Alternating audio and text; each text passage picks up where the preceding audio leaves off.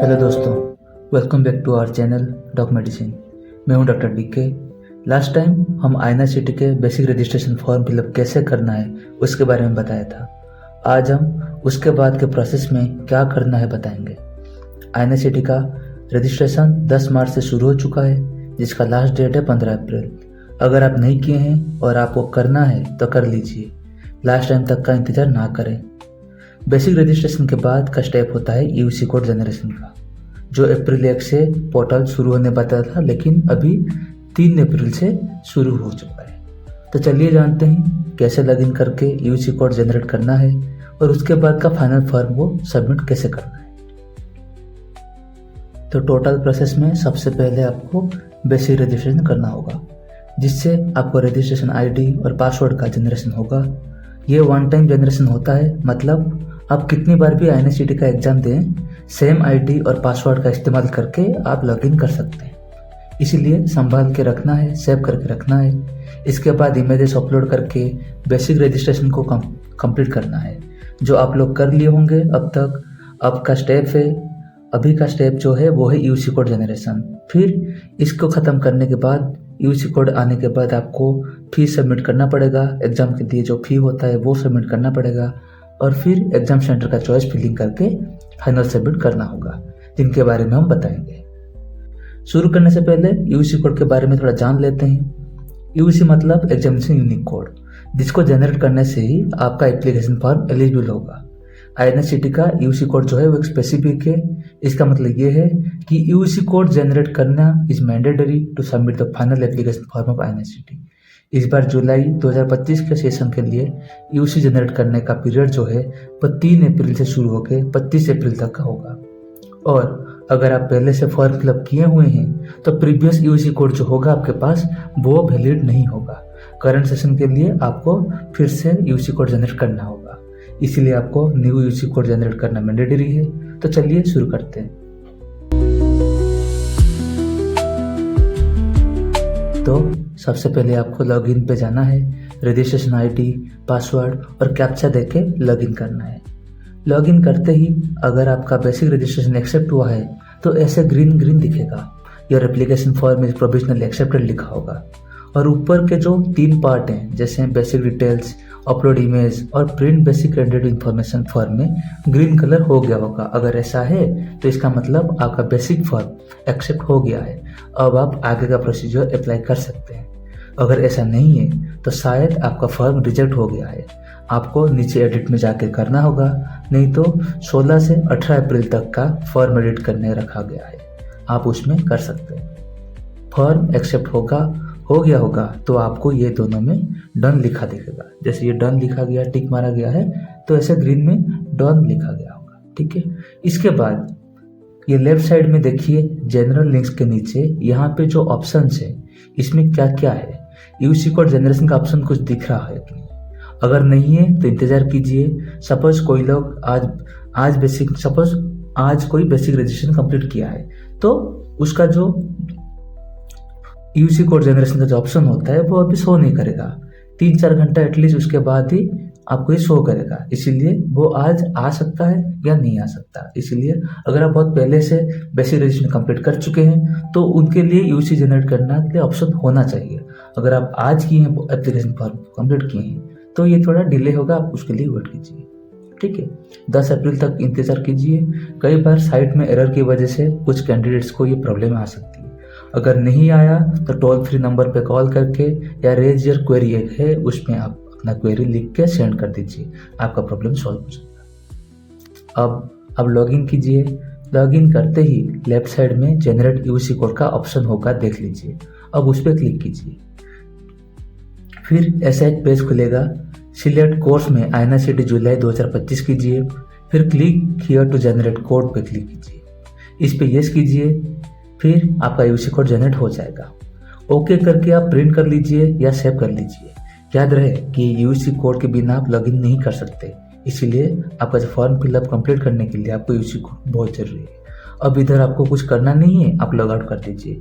UC code अगर generate हो गया तो आपको कुछ नहीं करना है, लॉग आउट करके आप आगे के स्टेप्स के लिए यूसी जनरेशन करने के बाद आपका कोड जो होगा उसको सेव करके रख लीजिए। इसके बाद आपको एक और पेज ओपन करना है। फिर से INICET आपको सर्च करना होगा और एक साइट पे पेज पे जाके फिर उसमें MDMS 3 ईयर कोर्स पे क्लिक करके ऐसे ब्लू वाले पेज पे जाना है। ब्लू वाले पेज पे आपको सही registration ID, password, UG code fill करना है, फिर कैप्चा दे के लॉगिन करना है। लॉगिन होते ही आपके स्क्रीन पर ऐसा एक पेज ओपन होगा। अब ये जो प्रोसेसेस हैं ये आपका लास्ट है।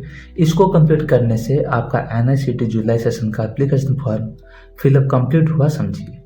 ठीक है, तो इसमें आपको कुछ डिटेल्स भरने हैं, जैसे आपका क्वालिफिकेशन डिटेल्स, मतलब एजुकेशन क्वालिफिकेशन, MBBS का, इंटर्नशिप का, कास्ट सर्टिफिकेट अगर है तो उसका डिटेल्स, जॉब एक्सपीरियंस डिटेल्स, अगर आप कहीं जॉब कर रहे हैं तो इन सर्विस में अगर होंगे तो उसका वर्क का डिटेल वगैरह देना है। फिर एग्ज़ाम फी पेमेंट करना है। पेमेंट के बाद एग्ज़ाम का सेंटर जो आपको स्टेट में होगा, सिटी चॉइस वगैरह वो दे के अब लास्ट में आपको एप्लीकेशन फॉर्म को प्रिंट करना है। ये सब करते ही आपका एप्लीकेशन फॉर्म INICT जुलाई एग्जाम के लिए अप्लाई करना कंप्लीट होगा। एडमिट कार्ड के लिए वेट कीजिए और पढ़ाई में लग जाइए। तो डिटेल्स में चलिए जानते हैं। तो पेज खुलते ही आपको ऐसा ही डिटेल्स है। नीचे जाएंगे तो आपको नीचे ड्यू स्टेप्स में क्या क्या पेंडिंग है वो सब दिखेगा। आप पहले से इमेजेस अपलोड कर चुके हैं और रजिस्ट्रेशन फॉर्म का प्रिंट भी कर चुके हैं तो यह डन लिखा होगा। अगर गलती से भी ऐसा पेज दिखा तो वो ग्लिच है मान लीजिए और पेज को रिफ्रेश कीजिए। ठीक नहीं हुआ तो लॉग आउट करके वेट कीजिए, सर्वर इशू की वजह से होता है। तो आपको प्रोसीड टू स्टेप 4 पे क्लिक करना है। सबसे ऊपर में कास्ट सर्टिफिकेट अपलोड करना है वो होगा। अगर आप EWS या फिर SC या ST या फिर OBC NCL कैटेगरी के कैंडिडेट्स हैं तो आपको अपलोड करना होगा। अगर आप जनरल कैटेगरी के होंगे तो आपको ये ऑप्शन आपको नहीं होगा। सक्सेसफुली अपलोड पे ओके कीजिए।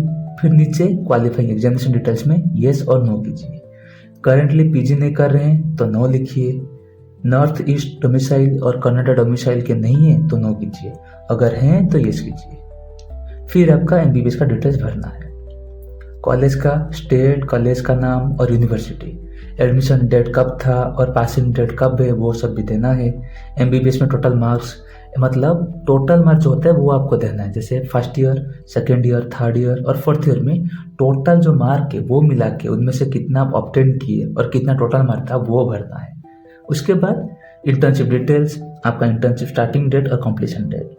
अगर आपका इंटर्नशिप ऑनगोइंग है तो चिंता के विषय नहीं है, आप एलिजिबल हैं। आपको एक्सपेक्टेड कंप्लीशन डेट, जब आपका खत्म होने वाला है उसका डेट देना है। फिर MBBS रजिस्ट्रेशन डिटेल्स, प्रोविजनल या फिर परमानेंट, दोनों में से कोई एक होगा वो आप उसका रजिस्टर नंबर दे सकते हैं। अगर जो भी होगा, जैसे प्रोविजनल नंबर है तो आप दे सकते हैं, परमानेंट है तो अच्छी बात है, तो इनमें से कोई एक दे दीजिए और फिर प्रोसीड टू स्टेप 5 कीजिए। फिर एक्सपीरियंस डिटेल्स में अगर आप कहीं जॉब कर रहे हैं, गवर्नमेंट रिलेटेड मेडिकल ऑफिसर या फिर गवर्नमेंट जब रूरल एरियाज में हो, जैसे इन सर्विस में है, उसका डिटेल्स आपको देना है। याद रहे कि इन सर्विस में है तो वो ऐड होता है और आपके काउंसलिंग में आपको इसका वैल्यूएशन ऐड होकर आपको मोर एलिजिबल बनाता है सीट मिलने का। यह सब करते ही आपका जो ड्यू स्टेप्स थे वो कुछ इस तरह दिखेगा, डन लिखा गएगा। फिर नेक्स्ट स्टेप में है फी पेमेंट। अगर आप कैटेगरी कैंडिडेट्स हैं तो आपको 3200 पेमेंट करना पड़ेगा और अगर जनरल कैटेगरी कैंडिडेट्स हैं तो आपको 3500 पेमेंट करना होगा। ठीक है, SBI चालान के थ्रू आप पेमेंट पूरा कर सकते हैं। और फिर लास्ट में आता है सिटी चॉइस देना है। सिटी में जो आपको प्रायोरिटीज वगैरह देना है 1 2 3 4 करके जैसे सेंटर होता है तो वो आप दे सकते हैं, स्टेट वाइज हो या फिर आपका सिटी अपने स्टेट में आप जहाँ भी जा सकते हैं, जहाँ का भी दे सकते हैं, उसके हिसाब से आपको सिटी चॉइस 1 2 3 4 करके देना है। इसके बाद अब होगा आपका एप्लीकेशन फॉर्म फिलअप कंप्लीट। यह सब करने के बाद आप सबमिट करके फाइनल रजिस्ट्रेशन फॉर्म को प्रिंट कर दीजिए। ये सब करने के बाद आपका एप्लीकेशन फॉर्म कंप्लीट हो गया मान लीजिए। ठीक है, कुछ कैंडिडेट्स के फॉर्म में ऐसे ग्लिच होगा, सर्वर प्रॉब्लम के कारण ही होता है। आप स्टेप्स कंप्लीट कर चुके होंगे लेकिन ऐसा मैसेज आ रहा होगा बार बार, जैसे कि our action could not be completed due to an exception. आपको चिंता करने की नहीं है। पेमेंट डन करने के बावजूद भी अगर पेमेंट इनकम्प्लीट दिखा रहा होगा तो ये सब ग्लिच होते हैं। आपको 24 घंटे में अपडेट आ जाएगा। अगर पैसा डिडक्ट हो गया है तो उसका अपडेट भी आ जाएगा। अपडेट स्टेटस पोर्टल में अपडेट हो जाएगा। आप 24 आवर के लिए वेट कीजिए, निश्चिंत रहिए। तो फाइनली यूसी जनरेट हो गया, फॉर्म फिलअप हो गया। जल्दी सबमिट करने का जो बेनिफिट है वो है, मैक्सिमम चांसेस है कि आपका जो नज़दीक वाला सेंटर है, जैसे आप फास्ट ऑप्शन में जो होगा, ऑब्वियसली आप फास्ट ऑप्शन में वही सेंटर का ऑप्शन देते हैं जो आप कंफर्टेबल है, पास में होगा, तो उसके हिसाब से आपको मिलने का चांसेस ज़्यादा होता है। इसलिए जितनी जल्दी फॉर्म फिलअप करके सबमिट करेंगे उतना जल्दी आपके लिए बेस्ट। एग्जाम भी नज़दीक है, पढ़ने में लग जाएगी, इसीलिए फटाफट से एप्लीकेशन फॉर्म कंप्लीट कीजिए और पढ़ने में लग जाइए। अगर आपको कोई डाउट होता है तो फॉर्म फिलअप में तो कमेंट सेक्शन में जरूर पूछिए। That's all for today guys, thank you for watching, thank you.